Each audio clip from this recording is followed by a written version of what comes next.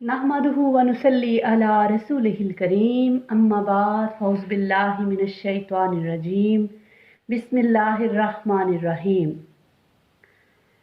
आज हम सूरत लहब के हवाले से उसका इंट्रोडक्शन और ज़माने नज़ूल, पस मंज़र और कुछ अहम बातें जानने की कोशिश करेंगे।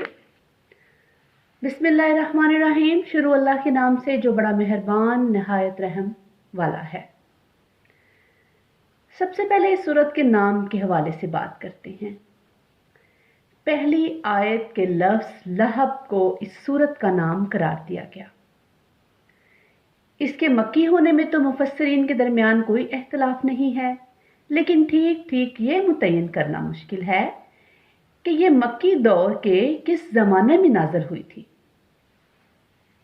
अलबत्ता अबू लहब का जो किरदार रसूलुल्लाह सल्लल्लाहु अलैहि वसल्लम और आप सल्लल्लाहु अलैहि वसल्लम की दावत के खिलाफ था, उसको देखते हुए ये अंदाज़ा लगाया जा सकता है कि इस सूरत का नज़ूल उसी ज़माने में हुआ होगा जब वो हजूर पाक सल्लल्लाहु अलैहि वसल्लम की दावत में हद से गुजर गया था और उसका रवैया इस्लाम की राह में एक बड़ी रुकावट बन रहा था। वही नहीं कि इसका नज़ूल उस ज़माने में हुआ हो जब रसूलुल्लाह सल्लल्लाहु अलैहि वसल्लम और आप सल्लल्लाहु अलैहि वसल्लम के ख़ानदान वालों का मुकातिया करके कुरैश के लोगों ने उनको शेब अबी तालिब में महसूर कर दिया था। और तन्हा अबू लहब ही ऐसा शख्स था जिसने अपने ख़ानदान वालों को छोड़कर दुश्मनों का साथ दिया था।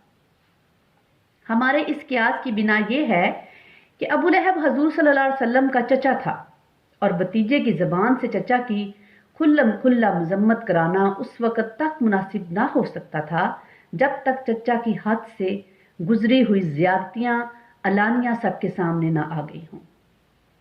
इससे पहले अगर इब्तिदा ही में ये सूरत नाज़िल कर दी गई होती तो लोग इसको अहलाकी हैसियत से मायूब समझते कि भतीजा अपने चचा की इस तरह मजम्मत करे। कुरान मजीद में ये एक ही मकाम है जहां दुश्मनान इस्लाम में से किसी शख्स का नाम लेकर उसकी मजम्मत की गई हो।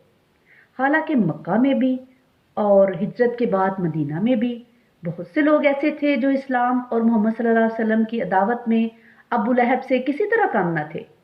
सवाल ये है कि इस शख्स की वो क्या खसूसियत थी जिसकी बिना पर उसका नाम लेकर उसकी मजम्मत की गई। इस बात को समझने के लिए ज़रूरी है कि उस वक़्त के अरबी मुआशरे को समझा जाए और उसमें फिर अबू लहब के किरदार को देखा जाए। कदीम ज़माने में चूंकि पूरे मुल्क अरब में हर तरफ बदअमनी, गारतगरी और तवाइफल मलूक की फैली हुई थी और सदियों से ये हालत थी कि किसी शख्स के लिए उसके अपने ख़ानदान और खूनी रिश्तों की हिमायत के सिवा जानो माल और इज्जत व आबरू के तहफ़्फ़ुज़ की कोई ज़मानत नहीं थी।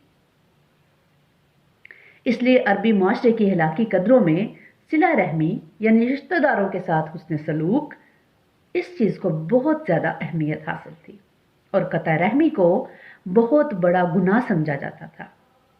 अरब की इन्हीं रवायात का ये असर था कि रसूलुल्लाह सल्लल्लाहु अलैहि वसल्लम जब इस्लाम की दावत लेकर उठे तो कुरैश के दूसरे ख़ानदानों और उनके सरदारों ने तो हुज़ूर सल्लल्लाहु अलैहि वसल्लम की शदीद मुखालफत की, मगर बनी हाशिम और बनी अल-मुतलिब यानी हाशिम के भाई मुतलिब की औलाद ने ना सिर्फ ये कि आप सल्लल्लाहु अलैहि वसल्लम की मुखालफत नहीं की, बल्कि वो कुल्लम कुल्ला आप सल्लल्लाहु अलैहि वसल्लम की हमायत करते रहे क्योंकि वो आपके ख़ानदान के लोग थे।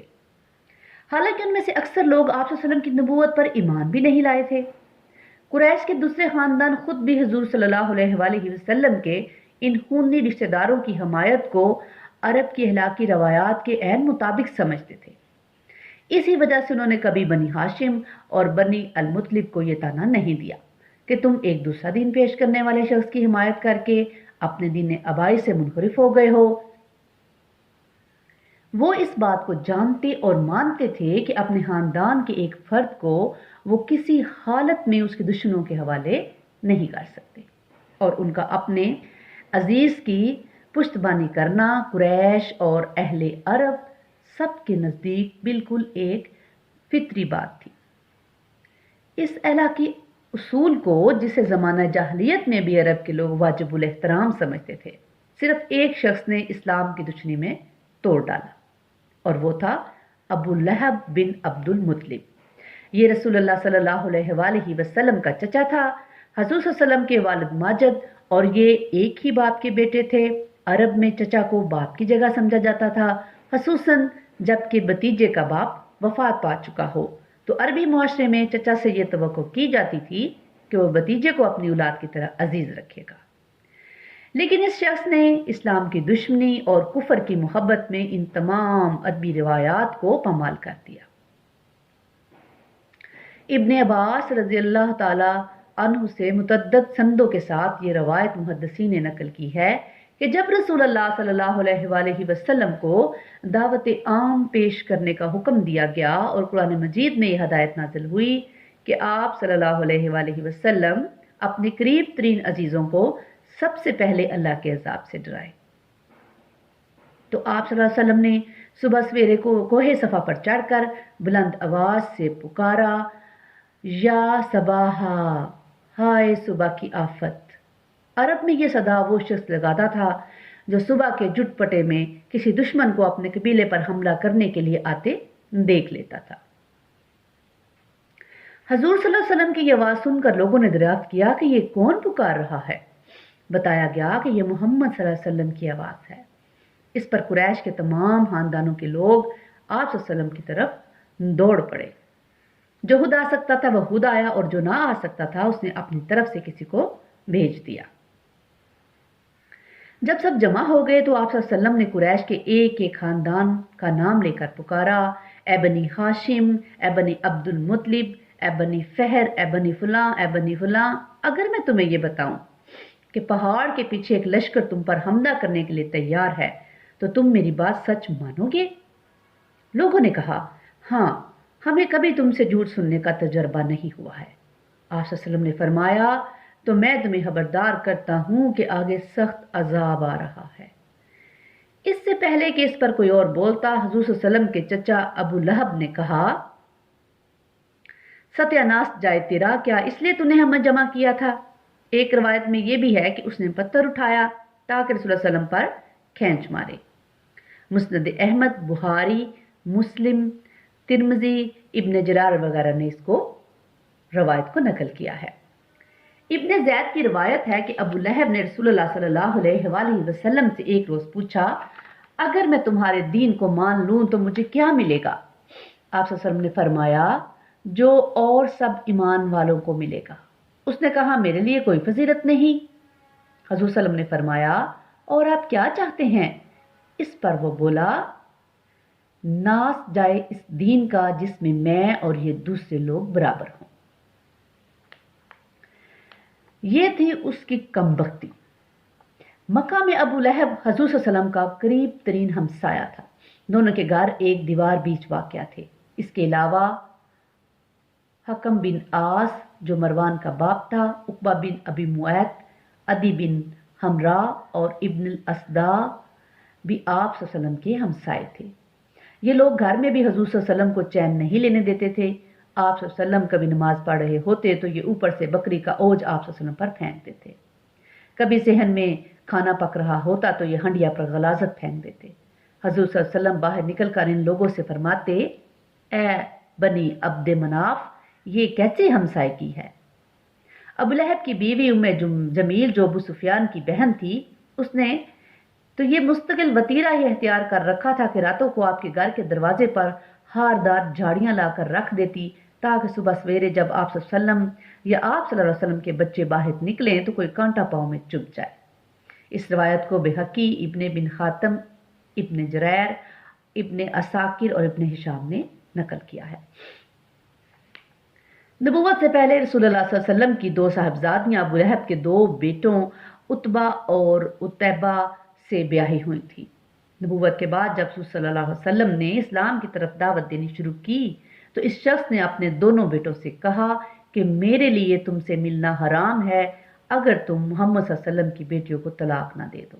چنانچہ دونوں نے طلاق دے دی، اور عتیبہ تو جہالت میں اس قدر بڑھ گیا کہ ایک روز حضور صلی اللہ علیہ وسلم کے سامنے آ کر اس نے کہا، और ये कह कि मैं इनकार करता हूं, और ये कहकर उसने हुजूर सल्लल्लाहु अलैहि वसल्लम की तरफ थूका जो आप सल्लल्लाहु अलैहि वसल्लम पर नहीं पड़ा। हुजूर सल्लल्लाहु अलैहि वसल्लम ने फरमाया, ए अल्लाह, इस पर अपने कुत्तों में से एक कुत्ते को मुसल्लत कर दे। इसके बाद उतैबा अपने बाप के साथ शाम के सफर पर रवाना हो गया। दौरान सफर में एक ऐसी जगह काफिले ने पड़ाव डाला जहां मकामी लोगों ने बताया कि रातों को दरिंदे आते हैं। अबू लहब ने अपने साथी अहले कुरैश से कहा कि मेरे बेटे की हिफाजत का कुछ इंतजाम करो, क्योंकि मुझे मोहम्मद सल्लल्लाहु अलैहि वसल्लम की बद्दुआ का खौफ है। इस पर काफिले वालों ने उतैबा के गिर्द हर तरफ अपने ऊंट बिठा दिए और पड़कर सो रहे। रात को एक शेर आया और ऊंटों के हल्के में से गुजर कर उसने उतैबा को फाड़ खाया। रिवायात में यह इख्तिलाफ है कि बाज रावी तलाक के मामले को इलान नबूवत के बाद का वाक़या बयान करते हैं और बाज कहते हैं कि ये तब्बत यदा अबी लहब के नज़ूल के बाद पेश आया था। इस अमर में यह इख्तिलाफ भी है कि यह अबू लहब का लड़का उतबा था या उतैफा, लेकिन यह बात साबित है कि फतह मक्का के बाद उतबा ने इस्लाम कबूल करके हजूर सल्लल्लाहु अलैहि वसल्लम के दस्ते मुबारक पर बैत की। इसलिए सही बात यही है कि यह लड़का उतैबा था। अबू लहब के हुब्स नफ्स का यह हाल था कि हजूर सल्लल्लाहु अलैहि वसल्लम के साहबजादे हजरत कासिम रज़ियल्लाहु ताला अन्हु के बाद दूसरे साहबजादे हजरत अब्दुल्ला रज़ियल्लाहु ताला अन्हु का भी इंतकाल हो गया, तो ये अपने भतीजे के गम में शरीक होने की बजाय खुशी खुशी दौड़ा और कुरैश के सरदारों के पास पहुंचा और उनको खबर दी कि लो, आज मोहम्मद सल्लल्लाहु अलैहि वसल्लम बेनामो निशान हो गए। उसकी इस हरकत का जिक्र सूरह कौसर में अल्लाह ताला ने बयान कर दिया। इसका जवाब सूरह कौसर में अल्लाह पाक ने दे दिया। रसूल सल्लल्लाहु अलैहि वसल्लम जहां जहां भी इस्लाम की दावत देने के लिए तशरीफ ले जाते, या आप सल्लल्लाहु अलैहि वसल्लम के पीछे पीछे जाता और लोगों को आप सल्लल्लाहु अलैहि वसल्लम की बात सुनने से रोकता। रबिया बिन इबादिल्ली बयान करते हैं कि मैं 9 उम्र था जब अपने बाप के साथ जुल्मजाज के बाजार में गया। वहां मैंने रसूल सल्लल्लाहु अलैहि वसल्लम को देखा कि आप सल्लल्लाहु अलैहि वसल्लम कह रहे थे, लोगों कहो अल्लाह के सिवा कोई माबूद नहीं है, फलाह पा जाओगे। और आप सल्लल्लाहु अलैहि वसल्लम के पीछे पीछे एक शख्स कहता जा रहा था कि ये झूठा है, दीन आबाई से फिर गया है। मैंने पूछा, ये कौन शख्स है?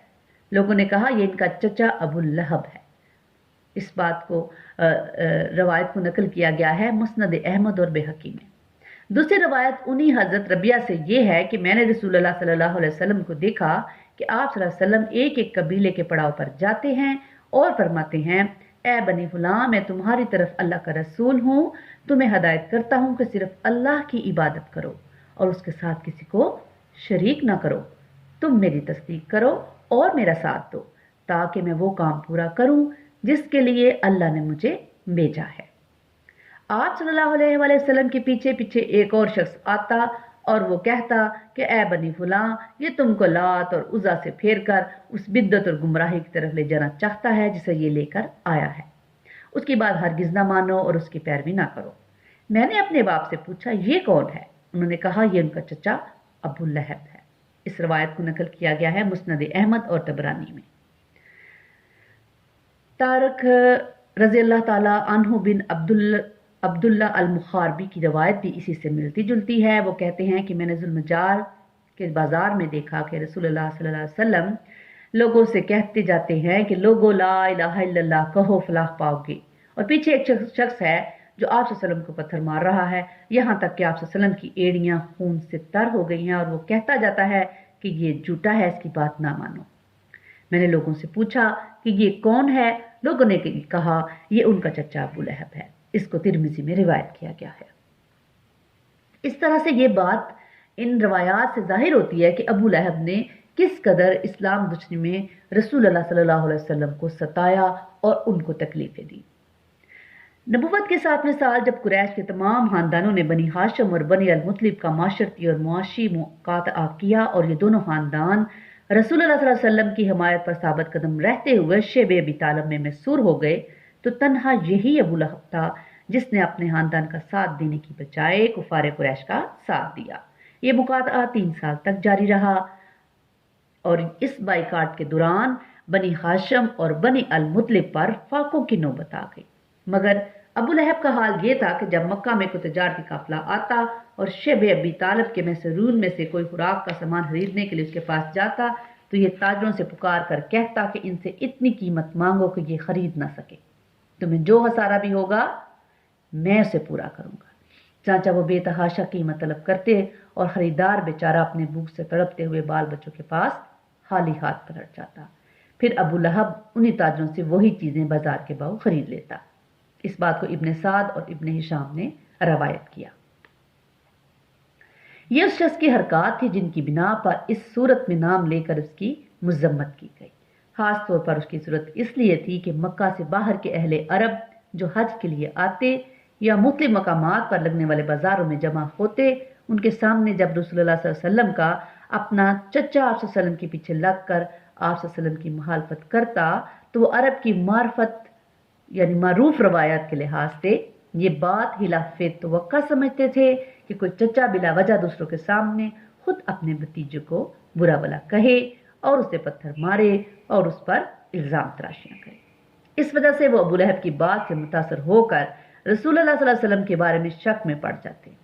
مگر جب یہ صورت نازل ہوئی اور ابو لہب نے غصے میں بفر کر اول فول بکنا شروع کر دیا تو لوگوں کو معلوم ہو گیا کہ رسول اللہ صلی اللہ علیہ وسلم کی مخالفت میں اس شخص کا قول قابل اعتبار نہیں ہے، کیونکہ یہ اپنے بھتیجے کی دشمنی میں دیوانہ ہو رہا ہے۔ اس کے علاوہ نام لے کر جب آپ صلی اللہ علیہ وسلم کے چچا کی مذمت کی گئی اس صورت میں تو لوگوں کی یہ توقع ہمیشہ کے لیے ختم ہو گئی کہ رسول اللہ صلی اللہ علیہ وسلم دین کے معاملے میں کسی کا لحاظ کر کے کوئی مداحیت برت سکتے ہیں۔ جب اعلان رسول اللہ علیہ وسلم کے اپنے چچا کی خبر لے ڈالی تو لوگ سمجھ گئے کہ یہاں کسی لاگ لپٹ کی گنجائش نہیں ہے۔ غیر اپنا ہو سکتا ہے اگر ایمان لے آئے، اور اپنا غیر ہو جاتا ہے اگر وہ کفر اور شرک پر قائم رہے۔ اس معاملے میں فلاں ابن فلاں کوئی چیز نہیں ہے۔ اس لیے ہمیں چاہیے کہ ہم اپنے اہل و عیال اور اپنے خاندان والوں کو نیکی کی طرف بلائیں، اور اللہ پاک ہمیں اور آپ سب کو نیکی کرنے کی توفیق عطا فرمائے، قرآن کو سمجھنے کی، پڑھنے کی، اس پر عمل کرنے کی توفیق عطا فرمائے۔ وآخر دعوانا الحمدللہ رب العالمین۔